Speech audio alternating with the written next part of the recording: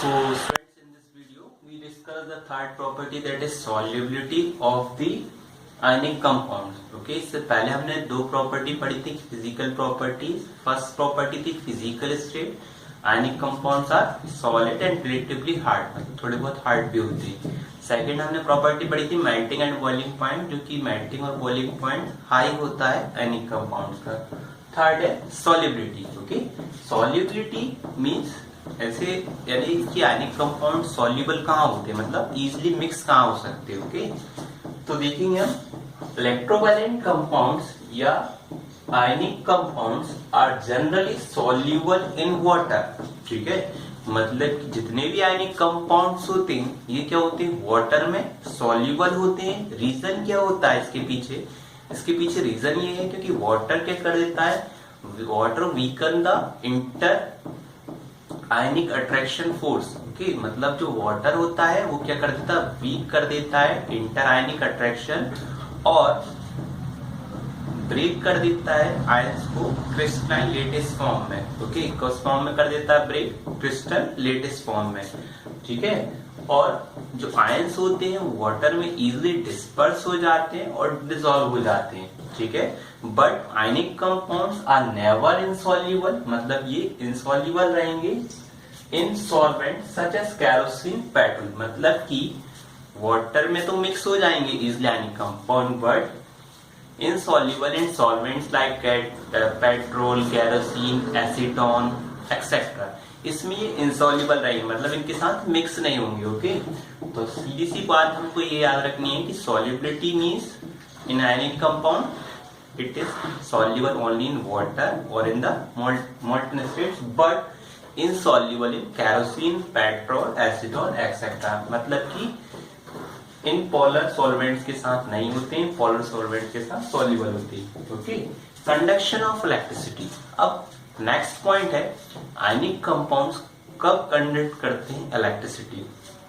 तो ये important point रहेगा, इससे क्वेश्चन आ सकता है. तो ionic compounds conduct electricity in the molten state और when dissolve in water. Ionic compound सिर्फ एक ही केस में इलेक्ट्रिसिटी कंडक्ट करेंगे, जब या तो वह लिक्विड फॉर्म में हो या वाटर के साथ डिसॉल्व हो. ओके, मतलब कि आयनिक कंपाउंड को किस फॉर्म में होना चाहिए, लिक्विड फॉर्म में. ठीक है, मतलब कि लिक्विड के साथ मिक्स हो या फिर वाटर में डिसॉल्व किया जाए. This is possible in the molten state since the electrostatic force of attraction between the positively charged ions are overcome due to heat. ठीक है, क्या होता है उसके पीछे रीजन, क्यों ये कंडक्ट करते हैं इलेक्ट्रिसिटी? क्योंकि जो मोल्टन स्टेट होता है मतलब कि लिक्विड स्टेट, इसमें क्या होता है, जो इलेक्ट्रोस्टैटिक फोर्स ऑफ अट्रैक्शन रहेगा किसके बीच में, अपोजिटिवली चार्ज, मतलब एक पॉजिटिवली चार्ज आयन और एक नेगेटिवली चार्ज. पॉजिटिवली चार्ज को बोलते हैं कैटायन, नेगेटिवली चार्ज को एनायन. तो जो इलेक्ट्रोस्टैटिक फोर्स ऑफ अट्रैक्शन रहेगा between these two appositive charge particles, ये कौन से किससे ओवरकम हो जाएगा, ड्यू टू हीट. जब हम हीट इसमें या हीट के कारण जो मतलब वाटर में जब मिक्स करेगी तो उससे जो हीट रिलीज होगी उससे क्या होगा, ये ओवरकम हो जाएगी प्रॉब्लम, मतलब कि ये जो फोर्स है कम लगेगा. ठीक है, thus the ions move freely and conduct electricity. इसके कारण क्या होगा कि जब हीट ज्यादा होगी तो फोर्स कम लगेगा, इसके कारण जो आयंस रहेंगे वो इजिली फ्रीली कंडक्ट, मतलब फ्रीली मूव करेंगे और कंडक्ट इलेक्ट्रिसिटी करेंगे. ठीक है, तो आंसर क्या है, ions conduct electricity in the molten state or when dissolved in water.